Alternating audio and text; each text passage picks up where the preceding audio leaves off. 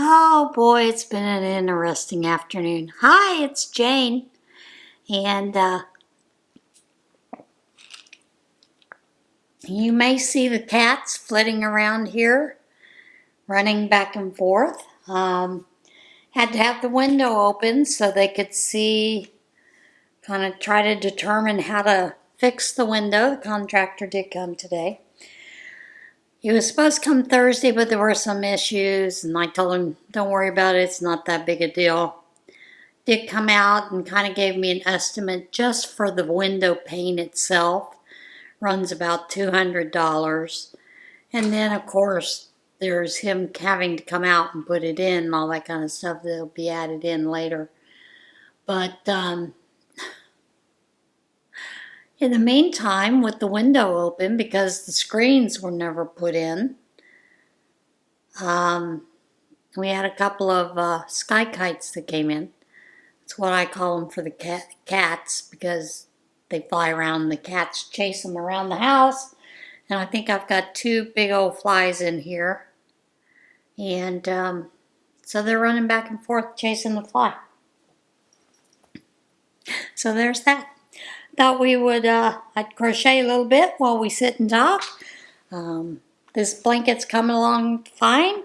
I'm going to finish this round with this color. Once I get finished with that, then I am going to add the brown, and then I will be done with this one either fairly soon, either halfway through this skein. This is a 8-ounce skein, back when Red Heart made them 8 ounces. So then it will be finished and ready to get off my hooks. So what's on your hooks today? The only other thing that I've been doing is I've been pulling some things to sew, to get started on, and then I realized that I had never pushed the button for the sale to go through on the Etsy shop. So I do apologize for that, and I am going to do that, and that will start. This is Friday, so that'll start Saturday. I am going to put this up Friday evening. And thought maybe we would just talk about some of the things that are going on. I have seen a lot of, like I said, a lot of people out of the results of Charlie Kirk being assassinated, are leaving the Democrat Party because of the people that are cheering about his assassination. So they said you can't preach against gun violence and want something to be done and then turn around and celebrate it when it happens to someone that you don't care for, that you consider an adversary.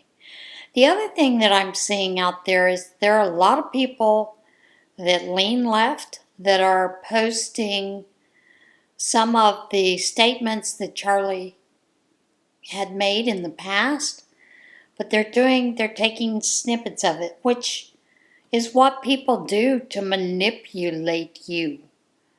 This is what Charlie Kirk. I don't know why I keep saying Cook. I think it's because I watched the video where the sheriff gave the wrong name earlier this morning, where Charlie made a point of trying to teach you about being manipulated, about going and finding out the real context of what was put out there. Even anything you see, not only social media, but even the media itself, news. Go and look for the truth. Search it out. He was a big advocate of that. Search these things for yourself. Just don't blindly go with someone says just because. That's where his prove me wrong came into play. He was a very smart man. And that was something that he thrived on. Researching things that he talked about. Doing the actual research. Because he knew not only are college students too lazy, but us people in common, all of us, are too lazy to go do our own research to find out the actual truth of what's going on or whatever is out there. You just read a headline and you run with the headline. And that's all you do. So I've been seeing a lot of those left-leaning people post things that are completely out of context, which is sad. It shouldn't be that way. But we see it all the time. So unfortunately, that's something that we need to be aware of and need to keep in mind.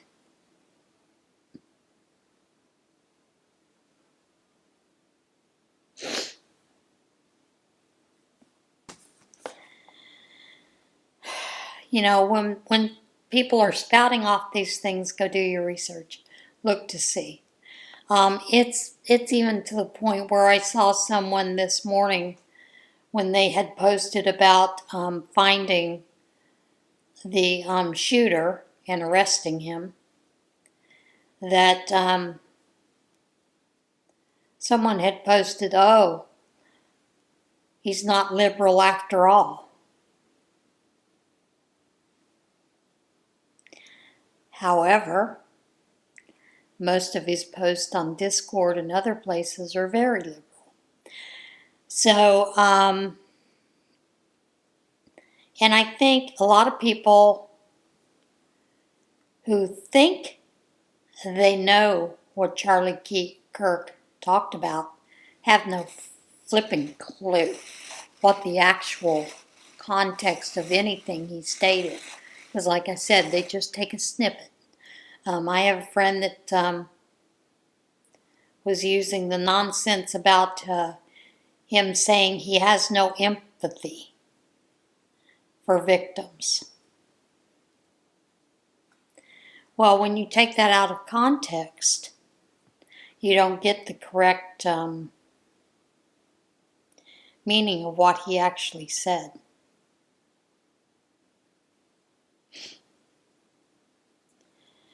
Because this is what he actually said about empathy. I can't stand the word empathy.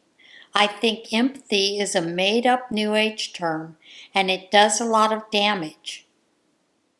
And they use that as a quote, that he had said this, to create hate for this man. However, the rest of that story, as Paul Harvey says, sympathy is a better word, because empathy means you are actually feeling what another person felt, and no one can feel what another person feels. And that is absolutely true.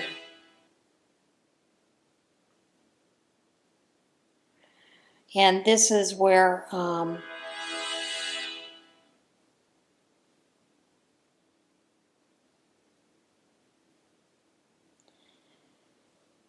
lot of people are warning. If you're going to use someone's words, make sure you use them fully and correctly.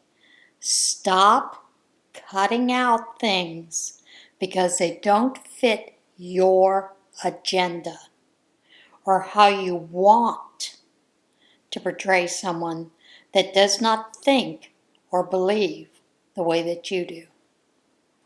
So that's really important to stop and think about that, and to be careful with our words when we talk to others, spreading that kind of thing. It's It's kind of like rumors that get started in the church. I'll give you an example. There was a woman that everybody around me kept saying she was pregnant. And I said, I don't think so. But they insisted she was pregnant. She was due fairly soon. I said, when is she due? And she's a small woman. So, small women don't always show well or big. Sometimes you can't tell, and then all of a sudden, poof, they've got the baby belly. So we were standing there one day, and I was standing next to her, and I said, hey, I hear this rumor that you're pregnant. Are you pregnant? And if you are, when's your due date? And she looked at me and she goes, I'm not pregnant. I said, oh, well, I must have misheard what someone was saying, what someone said. And she started laughing. She goes, no, I think I've heard that too, that someone thought I was pregnant, but I am not pregnant. She went on to explain why she was not pregnant and that she would not be pregnant again unless there was some kind of miraculous healing. So we had a good laugh about it, and we've become friends and closer friends. Like I said, I knew her more as an acquaintance in church, but that was something that someone had started, and it was basically not the truth. They didn't have the full context of what was going on. And she did tell me where she thought that rumor came about, how it got started. So, we had a good laugh about it. And she still today, first thing when we see each other, she says, nope, still not pregnant. So, but nobody bothered to ask. Now, there was a reason that I asked. And that main reason is because I normally will knit. I have someone that I ask to make baby blankets, and I will normally knit a sweater for them so that when the baby is born and when the pastor goes to visit and see the baby for the first time, or the pastor's wife, they are able to take a small gift with them from the church body.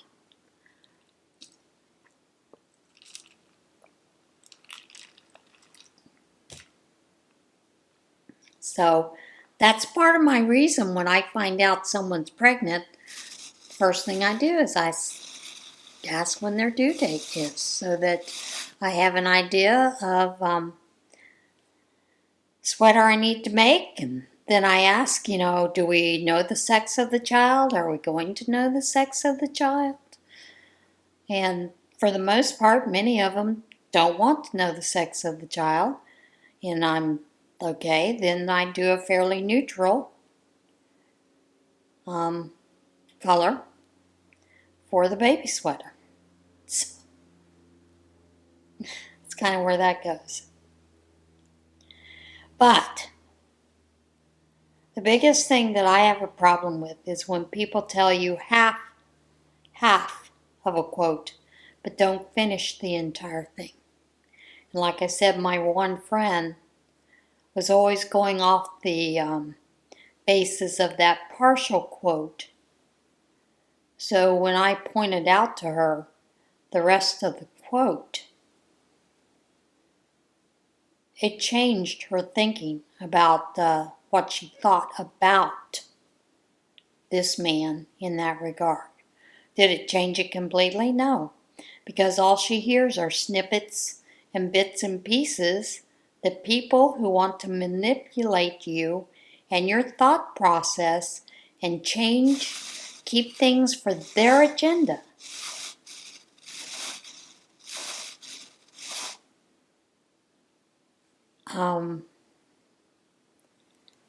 Like I said, it's just dangerous, and we need to stop doing that kind of thing. Try to put the full quote in there, and if you've not heard it, first thing I would do is I would go search to find out if there is video somewhere or if there is a full idea of what they had actually said regarding something. You know, it's the same way they did with President Trump when he talked about that there were some very good, fine people there in Charlottesville, and people ran with that he was talking about the KKK and the Proud Boys or whoever else that was there. And he was not talking about them. He's talking about the people that were there for other reasons. And there were a lot of people there for everything besides wanting to see it come down. So, there are a lot of people that think that when you start tearing down historical things like that and you start trying to erase it, that you erase something from history to change the narrative of what happened. And history is just facts. It's just facts. These are things that happen. So, I don't know. Kind of crazy, don't you think? Now, I do know that I had learned late last night, and this breaks my heart about the whole thing. It's bad enough that his children and his wife had to witness that. But his wife, Erica, had to hold back their daughter because when she heard the gunshot wound, she tried to run to her father because she was scared. And that is heartbreaking. No child should have to see that. Now, they do have the custody in the person in custody. Apparently, he confessed to his father. There was a minister. I don't know if it's someone that's associated with the sheriff's department down where he lived in Utah, but he had recognized the person. He went to this young man's father, and they talked to him, and then they went and talked to the son, and the son did confess to the father that he did indeed do this. And then they got in touch with the police to arrange for him to be taken into custody. But when you read some of the things that he supposedly wrote, it's like the bullet casing that actually hit Charlie. The thing that he wrote on the casing referred to someone in the furry culture, cartoon character or something. It's kind of bizarre. So either he was a furry or had a friend that was a furry, who knows? That is not truth. All I am telling you is my opinion. This guy was kind of weird. And then you have neighbors say that he was very quiet, kept to himself. Who knows?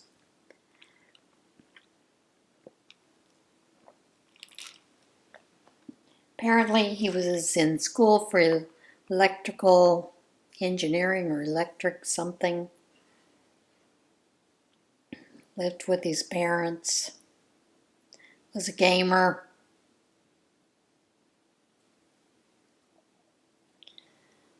Some of his writings on the casings referred to certain games that he played, you know, those kind of things.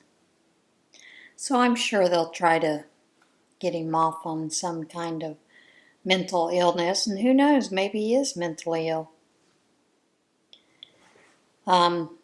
His age, 22, is a known age for mental psychosis to manifest, so who knows? We will see, though, because I'm sure they're going to ask this young man tons of questions.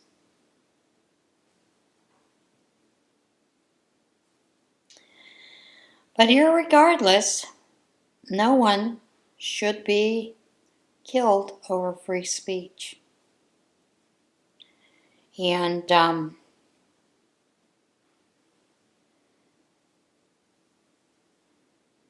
it's sad when you have so many people in this country who do not want to allow free speech. They turn around and they label it as hate speech, and it's not. There are things that I do consider hate speech. However, speaking your opinion, speaking truth, is not hate speech. Just isn't. I think a lot of people could do with a dose of truth in their life.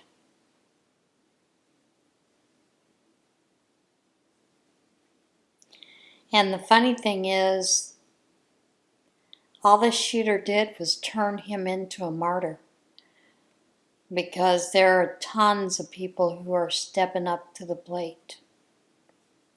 And no, they're not out there trying to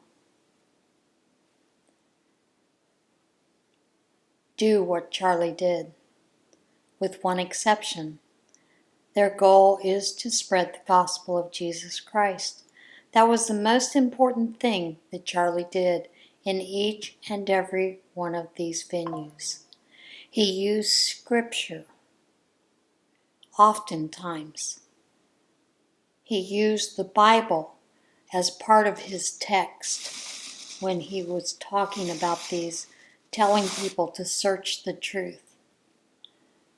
To understand that you have people that are going to try to manipulate you, and they're basically, in a sense, false teachers.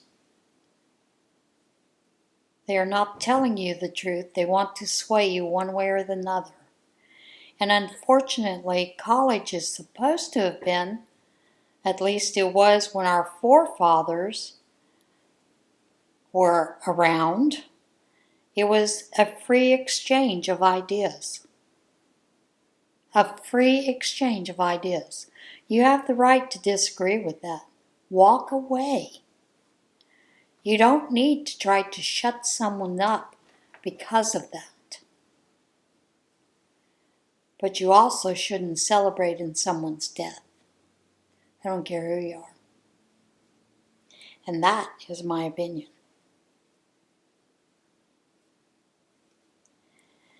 And for those of you that do celebrate it, I will tell you, I pray for you. I do pray for this nation. I pray for the ugliness, the darkness that is out there, the evil that is perpetrated on people. I also pray for those who do tend to manipulate others, that they get the day they deserve, that the Lord would shut their mouth. The Lord would bring them to their knees, that they would find God and understand what they have done.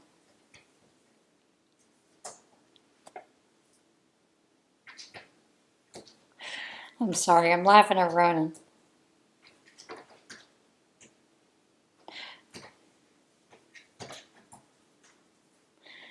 He's just a batting at that fly, trying to catch it at the window.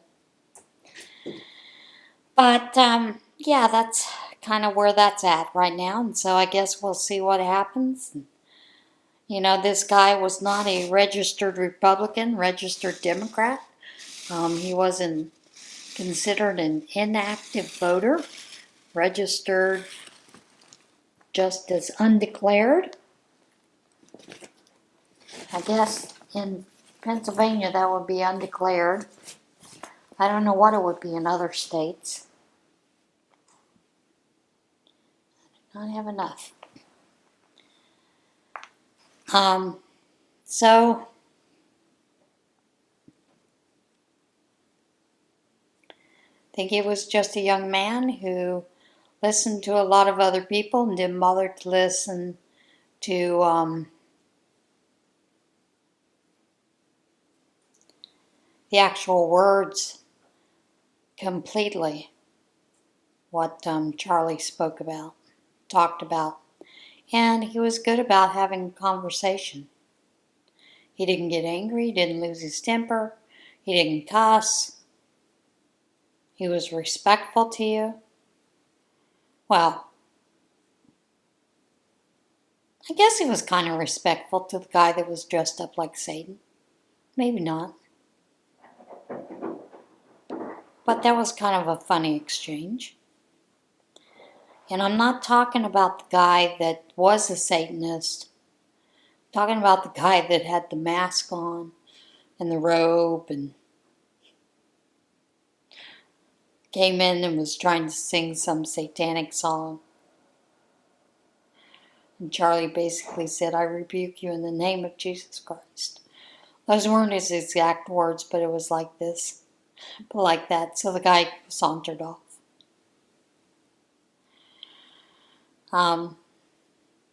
So who knows? He used humor a lot to get across his point. And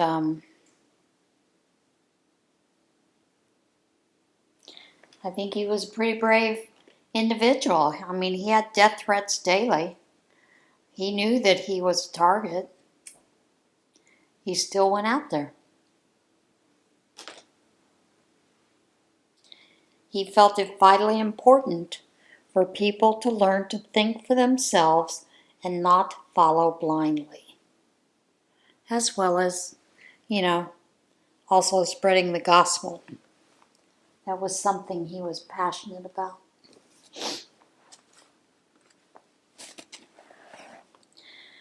All right. Oh, come on. I'm going to have yarn barf here. I just know it.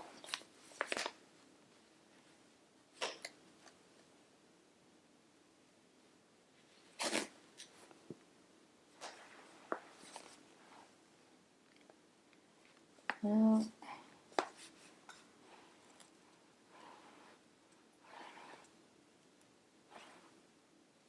that's what I was afraid of.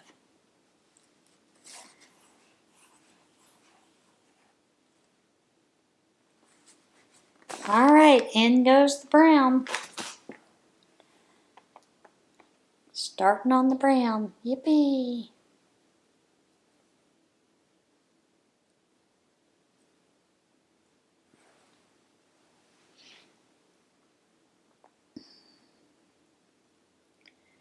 This weekend, in our area, we are having our regional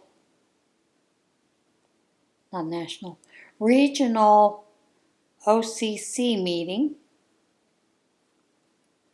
on Saturday, which will be quite interesting.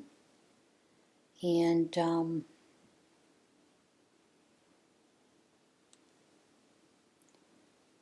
looking forward to it. We have a recipient of one of the boxes who came to Christ because of the Operation Christmas Child box.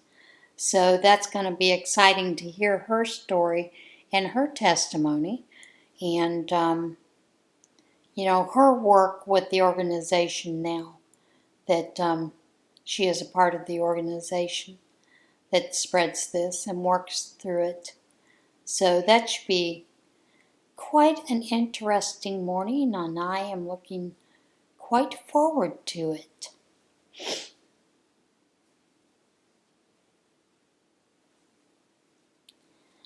I needed to find something so that when I do make some of these garments and things that I am working on, recycling different garments, that I have some place to put them besides just my closet, because some of these I am not going to, sorry about that. As I was saying, some of these I will not be keeping. I will actually be putting up for sale. So I needed to find something so that I could separate those out. So I'd gone and found a rolling rack to put them on. And I had to tell you, the cats, while I was putting that thing together, were absolutely hilarious. And the directions, which made me realize they were probably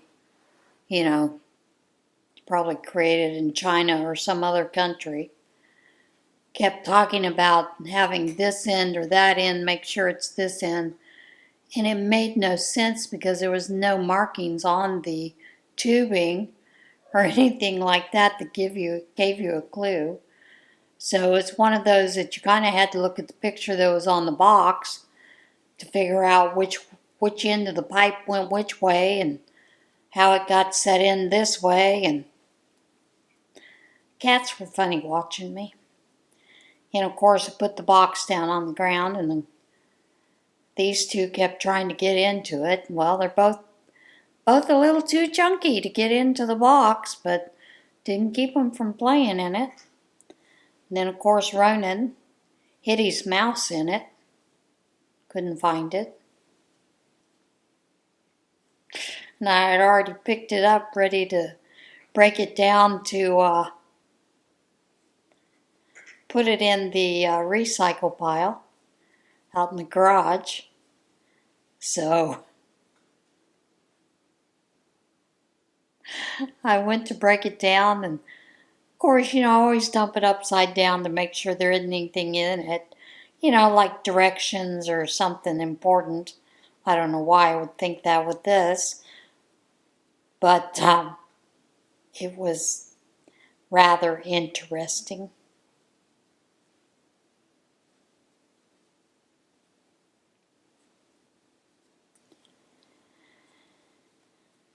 But yeah, it did find his mouse, and then of course we were playing for the longest time. Of course right now, because the flies in the house, they're having a blast. Between the two of them chasing it and following it and tracking it, they're practicing their hunting skills. Never been more proud of my little kittens.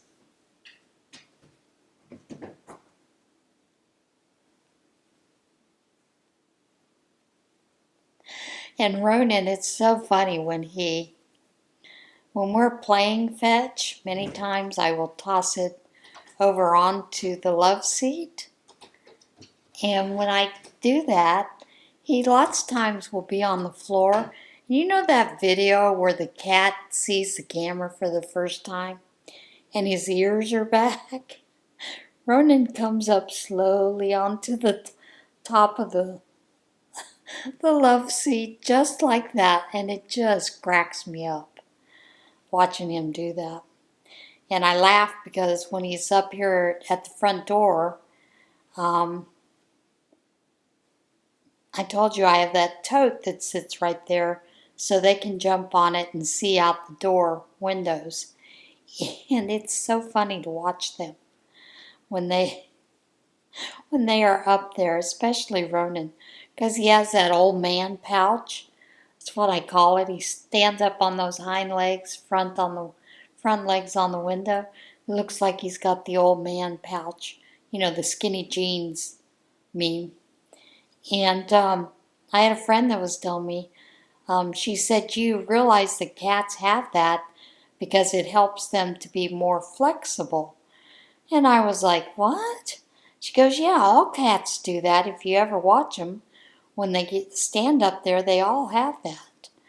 And so watching Izzy do some of those things as well made me realize that is true. That was just interesting to learn. So yeah. It's just, they crack me up sometimes, their behavior.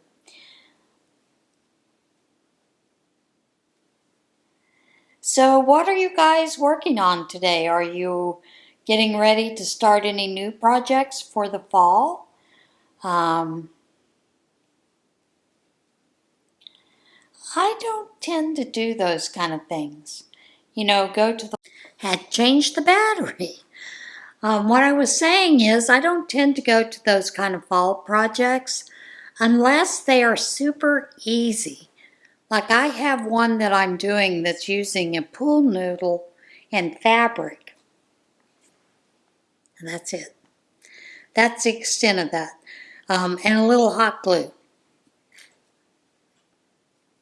And that is the extent of my fall decorations, unless sometimes I might put some flowers into a planter, or not a planter, a mason jar with some of those glass beads, gems, whatever you want to call them, for whatever the season is. That is probably the extent of my decoration.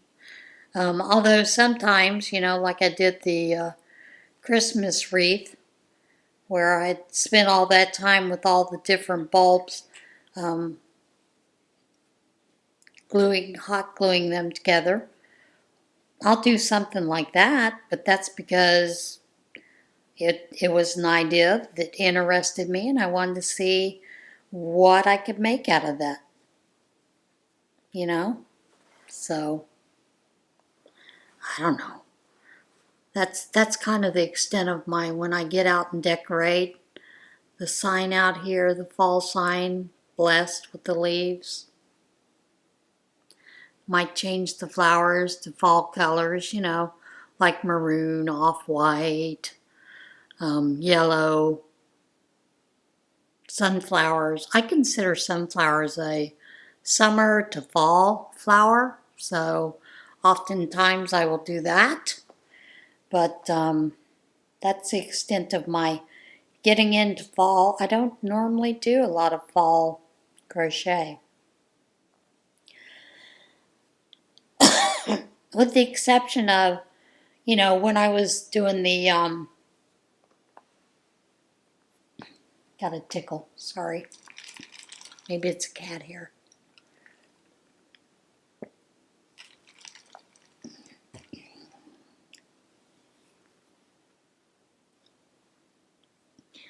With the exception of like when I was doing this, helping with the senior circle bingo for their fall. And I think I did this in September, maybe October. I think it was September bingo, where I'd made the scarecrow faces, crocheted those, decorated them up for door hangers that could go on their doors or walls or wherever they wanted to put them, that kind of thing. I did that, but rarely did I do things other than something like that. And a lot of those were just ideas that just came to me. I had one year, I had a big couple of yards of burlap, and at Easter, I was like, what am I going to do with this? So it was the Easter bingo, and I thought, you know what? I can make some Easter door hangers or banners or whatever you want to call them. So I cut them to a certain length, hemmed them up, and then Dollar Tree had these great big felt bunnies. And I want to say they were about like this size. So I got a bunch of them, and if I remember correctly, there were 2 in a pack. I'm sure now if they had them, they'd be 1 in a pack for $1.50. If not $1.75. But I'd gotten quite a few of those, because normally we did 10 to 12, what we call door prizes, bingo prizes. And So I wound up hot gluing those on to them. And then I had little different Easter eggs in felt in different colors and put those on there. Did not put Happy Easter on it. The whole idea was if they wanted to do that, they could add it later. But it was just the idea that that was the Easter theme, bunny, spring, that kind of thing. So, and they just went ape over those. Folks just thought they were the most amazing things. Could I make more? They wanted some to give to their kids and whatnot. And so I did make a couple more. And of course, they paid me for them. That was their choice. I told them if they would just get the items, I'd put it together for them or show them how. But they just, they didn't want to do it. They just wanted someone else to do it. So I did that, and quite a few of them gave me a couple of bucks here and there for that. We were good to go. But it was just, I do those kind of things when I'm decorating, just kind of off the cuff, I guess. Or I may see an idea that I've seen Pinterest or a reel or one of the crafting YouTube channels I watch, and I'm like, yeah, but I think I'd like to do it this way, so I'll copy some of that to an extent, but then turn around and make it my own. And I think that's what a lot of crafting for me, and actually I think for a lot of people should be, is turn around, make it your own. Definitely make it your own. What I'm doing is I'm judging if this needs a little bit more. It does need a little bit more. So, yeah. That's the extent of my kind of crafting, preparing for the fall season. Is there something that you do specifically? What are some of the ideas that you come up with for decorating? Those kind of things. Some of you I know that are very good at amigurumi. Me and amigurumi don't get along so well sometimes. I am trying to practice on that, but in between doing blankets here and there and those kind of things, I don't always have time to do it. So do need to get back into it because I do enjoy it. And I do enjoy making different things for Operation Christmas Child that can be handed out. So I think maybe instead of so many blankets, I may work on a blanket here or there. I think I may try a little bit more amigurumi, getting back into that and enjoying that.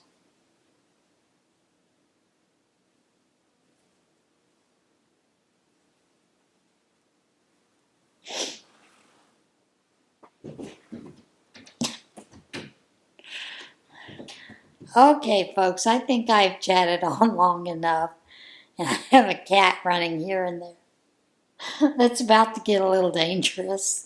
So, because I'm going to start laughing, then I'm going to start coughing, then who knows, might pee my pants, you never know. But I'm going to let you go for now. I know there's too much information. Hey, it's life. All right, I'll see you again soon, everybody. Have a great day, and remember, like Connie says, be the light. And, oh yeah, speaking of Connie, she's going to be live this weekend, 12:30 Central Standard Time. And I believe she is going to be over on, no, she's going to be on her channel. And Barb is going to be her guest. And they're going to be talking about their wheat stitch obsession. So that should be interesting because, she always shares a lot of patterns and those kind of things that are done with that stitch. It is a beautiful stitch, and I do hope that you give it a try and see how it goes. I think I may give that a try. on one of these next things that I do. But yeah, I will see you again soon. Everybody have a great day. Like Connie always says, be the light. See you again soon. Bye.